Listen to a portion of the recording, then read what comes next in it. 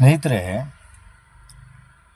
ವಿದ್ಯಾಭ್ಯಾಸ ಕಲಿತು ಬಿಸ್ನೆಸ್ ಮಾಡಬೇಕು.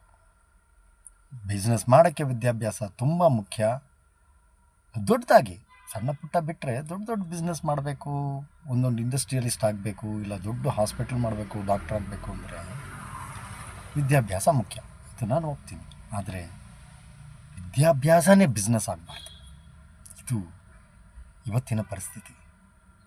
ನಮಸ್ಕಾರ, ನಾನು ಪ್ರಭಾಕರ್. ನಿಮ್ಮ ಮುಂದೆ ನನ್ನ ಭಾವನೆ, ನನ್ನ ಅನಿಸಿಕೆ, ನನ್ನ ವಿಚಾರ ವ್ಯಕ್ತಪಡಿಸ್ತಾ ಇದ್ದೀನಿ. ಎಲ್ಲದಕ್ಕಿಂತ ಮುಖ್ಯವಾಗಿ ನಿಮ್ಮ ಹತ್ರ ಹೇಳಬೇಕು ಅಂದರೆ, ನನ್ನ ವಿಡಿಯೋಗಳು ನೀವು ಪೂರ್ತಿ ನೋಡಿದ್ರೆ ಮಾತ್ರ ನಾನು ಯಾವ ವಿಷಯದಲ್ಲಿ ಏನು ಮಾತಾಡ್ತಾ ಇದ್ದೀನಿ ನಿಮಗೆ ಪೂರ್ತಿ ಅರ್ಥ ಆಗುತ್ತೆ.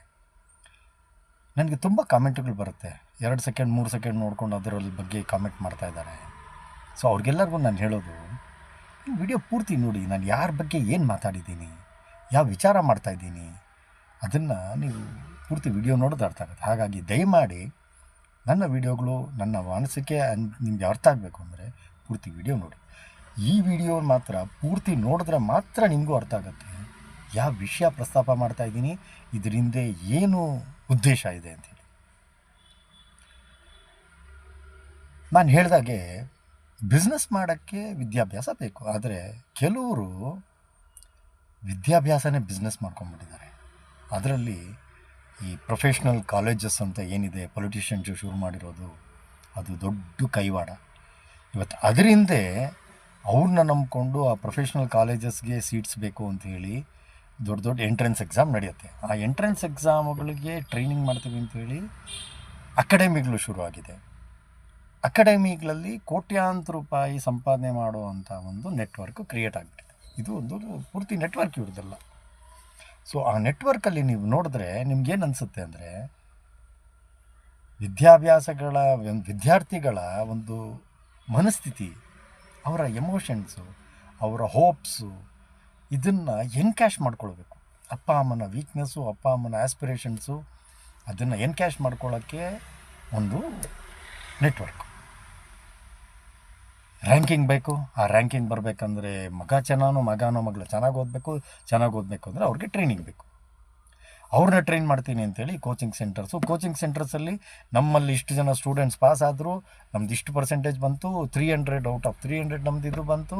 ಅದರಲ್ಲಿ 60-70 ಸ್ಟೂಡೆಂಟ್ಸ್ಗೆ ಮೆಡಿಕಲ್ ಸೀಟ್ ಸಿಕ್ಕಿದೆ, ಒಂದು 100 ಸೀಟ್ಸ್ಗೆ ಸ್ಟೂಡೆಂಟ್ಸ್ಗೆ ಇಂಜಿನಿಯರಿಂಗ್ ಸೀಟ್ ಸಿಕ್ಕಿದೆ. ಇದೇ ಇವರು ಪ್ರಮೋಟ್ ಮಾಡೋ ಅಂಥದ್ದು ಬ್ಯಾನರ್ಗಳು, ದೊಡ್ಡ ದೊಡ್ಡ ಬ್ಯಾನರು, ಪೇಪರಲ್ಲೆಲ್ಲ ಅಡ್ವರ್ಟೈಸ್ಮೆಂಟ್ಸ್ ಹಾಕ್ಕೊಂಡು ಇವರು ತಮ್ಮ ಬಿಸ್ನೆಸ್ ಪ್ರಮೋಟ್ ಮಾಡ್ಕೊಳ್ಳೋದು. ಇಲ್ಲಿ ಏನು ಸಾಕಲಿಲ್ಲ, ಅದು ನೆಕ್ಸ್ಟ್ ಆಮೇಲೆ ಮ್ಯಾನೇಜ್ಮೆಂಟ್ ಕೋಟಾ, ಮ್ಯಾನೇಜ್ಮೆಂಟ್ ಸೀಟು ಅಂತೆಲ್ಲ. ಈ ನೆಟ್ವರ್ಕ್ ಆಗಿರುವಂಥದ್ದು ದೊಡ್ಡ ಸ್ಕ್ಯಾಮು ಈ ನೀಟ್. ಮೊನ್ನೆ ಮೇನಲ್ಲಿ ಲಕ್ಷಾಂತರ ಜನ ವಿದ್ಯಾರ್ಥಿಗಳು 2 ವರ್ಷ ಸತತವಾಗಿ ಕಷ್ಟ ಬಿದ್ದು ತಮ್ಮ ಆಸೆ ಆಕಾಂಕ್ಷೆ ಅವರ ಎಲ್ಲವನ್ನೂ ಮರೆತು ಪ್ರಯತ್ನಪಟ್ಟು ನೀಟ್ ಎಕ್ಸಾಮ್ ಬರೆದ್ರೆ ಆ ಪೇಪರ್ ಲೀಕ್ ಅಂತಾನೆ ಅವನು ಶಿವಾಜಿ ಅಂತ ದೊಡ್ಡ ಕಳ್ಳ, ಅವನು ಲಾತೂರಲ್ಲಿ ಅರೆಸ್ಟ್ ಆಗಿದ್ದಾನೆ. ಯಾಕೆಂದರೆ 30 ಲಕ್ಷ ರೂಪಾಯಿಗೆ ಒಂದೊಂದು ಪೇಪರ್ ಮಾರ್ಕೊಂಡಿದ್ದಾನೆ ರೀ ಅವನು. ಏನು ದಂಧೆ ಮಾಡ್ತಾಯಿದ್ದಾನೆ ಅವನು. ಇದಕ್ಕೆ ಮುಂಚೆ ಬೈಜೂಸು ನೀವು ನೋಡಿರ್ಬೇಕು, ಡೈಲಿ ಅಡ್ವರ್ಟೈಸ್ಮೆಂಟು, ಡೈಲಿ ಟಿ ವಿನಲ್ಲಿ ಎಲ್ಲ ಕಡೆ ಒಂದು ಬೈಜೂಸು. ಅವನು ಇವಾಗ ಜೈಲಲ್ಲಿದ್ದಾನೆ. ಸೊ ಯಾವಾಗ ನೀವು education becomes a business, then it's a problem, real problem. ವಿದ್ಯಾರ್ಥಿಗಳ ಒಂದು ಮನಸ್ಥಿತಿನ ನೀವು ಎನ್ಕ್ಯಾಶ್ ಮಾಡ್ಕೊಳ್ತೀನಿ ಅಂತ ಹೋಗ್ತಿರಲ್ಲ, ನಾಚಿಕೆ ಇಲ್ವಾ ನಿಮಗೆ? ಇದಕ್ಕೆ ಬಗ್ಗೆ ಬಿಸ್ನೆಸ್ ಮಾಡಬೇಕಾ ನೀವು? ಅದ್ರ ಬದಲು ಎಲ್ಲಾದರೂ ಮೆಜೆಸ್ಟಿಕ್ಕಲ್ಲೋ ಮಾರ್ಕೆಟಲ್ಲೋ ಎಲ್ಲಾದರೂ ತಟ್ಟೆ ಇಟ್ಕೊಂಡು ಭಿಕ್ಷೆ ಬೇಡ್ಕೊಂಡು ತಿನ್ನಿರಿ. ವಿದ್ಯಾರ್ಥಿಗಳನ್ನ ಯಾಕೆ ಬಲಿ ಕೊಡ್ತಾ ಇದ್ದೀರಿ ನೀವು? ವೈಸ್ ಪ್ರಿನ್ಸಿಪಾಲ್ ಅಂತ ಒಂದು ಹೆಂಗ್ಸು, ಅವಳನ್ನ ಅರೆಸ್ಟ್ ಆಗಿದ್ದಾಳೆ. ಇದ್ರ ಜೊತೆ ದೊಡ್ಡ ಸ್ಕ್ಯಾಂಡಲ್ ಇದೆ ಇದೆಲ್ಲ. ಅದಕ್ಕೆ ಹೇಳ್ತಾ ಇರೋದು, ತಂದೆ ತಾಯಿಗಳಲ್ಲಿ ನನ್ನ ವಿನಂತಿ, ನಮಗೂ ಗೊತ್ತು, ಯಾಕೆಂದರೆ ನಾವು ಅದನ್ನು ದಾಟಿ ಬಂದಿರೋದ್ರಿಂದ ಅರ್ಥ ಆಗುತ್ತೆ. ಆದರೆ ದೊಡ್ಡ ದೊಡ್ಡ ಹೆಸರಾಂತ ಅಕಾಡೆಮಿಲಲ್ಲೇ ಓದಿಸ್ಬೇಕು ಅಂತೇನಿಲ್ಲ. ನೀವು ಪ್ರೈವೇಟ್ ಟ್ಯೂಷನ್ಸಲ್ಲಿ ಕೊಟ್ಟರು ಸ್ಕೋರು ಎಲ್ಲಿ ಅವರು ರೆಗ್ಯುಲರ್ ಕೋರ್ಸ್ಗಳು ಹೋಗ್ತಾ ಇರ್ತಾರೆ ಕಾಲೇಜಲ್ಲೂ ಇಲ್ಲಿ, ಅದ್ರ ಜೊತೆಗೆ ಒಂದು ಪ್ರೈವೇಟ್ ಟ್ಯೂಷನ್ ಕೊಟ್ಟರೆ ಸಾಕು, ನಿಮಗೆ ಮಗುವಿಗೆ ಒಳ್ಳೆ ಮಾರ್ಕ್ಸ್ ಬರುತ್ತೆ. ಕಾನ್ಫಿಡೆನ್ಸ್ ಕೊಡಿ, ಧೈರ್ಯ ಕೊಡಿ, ಹೆದರಿಸ್ಬೇಡಿ. ಇವರು ಕೊಡೋ ಹರಾಸ್ಮೆಂಟ್ಗಿಂತ ನೀವು ಕೊಡೋ ಪ್ರೀತಿ ವಿಶ್ವಾಸನೇ ಅವ್ರನ್ನ ತುಂಬ ಚೆನ್ನಾಗಿ ತೊಗೊಂಡೋಗುತ್ತೆ ಅಂತ ನನ್ನ ಭಾವನೆ. ಈಗ ಮತ್ತೆ ಜೂನ್ 21ನೇ ತಾರೀಕು ಮತ್ತೆ ರೀ ಎಕ್ಸಾಮ್ ಇದೆ. ಸೊ ಎಲ್ಲ ವಿದ್ಯಾರ್ಥಿಗಳು ಧೈರ್ಯವಾಗಿ ಬರೀರಿ. ಆಗಿದೆ, ಒಂದು ತಪ್ಪಾಗಿದೆ, ಗೌರ್ಮೆಂಟ್ ಸರ್ಕಾರದ ವೈಫಲ್ಯ ಇದು, ನಾನು ಒಪ್ತೀನಿ. ಆದರೆ ಅದನ್ನು ಮನಸ್ಸಲ್ಲಿ ಇಟ್ಕೊಂಡು ಎಕ್ಸಾಮ್ಗೆ ಹೋಗಬೇಡಿ. 2 ವರ್ಷ ಏನು ಕಷ್ಟಪಟ್ಟಿದ್ದೀರ, ಇನ್ನು 2 ತಿಂಗಳು ಮತ್ತೆ ಬಿಟ್ಟಿದ್ದೀನಿ ಅನ್ನೋ ಒಂದು ಉದ್ದೇಶದಿಂದ ಹೋಗಿ. ನಿಮ್ಮ ಭವಿಷ್ಯ ನಿಮ್ಮ ಕೈಲಿದೆ, ಧೈರ್ಯವಾಗಿ ಎಕ್ಸಾಮ್ ಬರೀರಿ.